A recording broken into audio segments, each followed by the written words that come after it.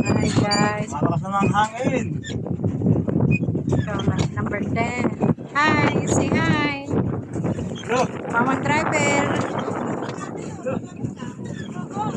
Papa, wag mong kontrahin yung hangin. So, wag mo munang padyakan na sa Malakas tayo. Hayaan mo lang. Tatakot ako. Ala-ala ka dyan. Hi. Hi, de. Hi. Hello. Driver. Enjoy. Ano yun? Tatawagin tayo? Opa, mabangga ka. Marunong ka na mag-drive?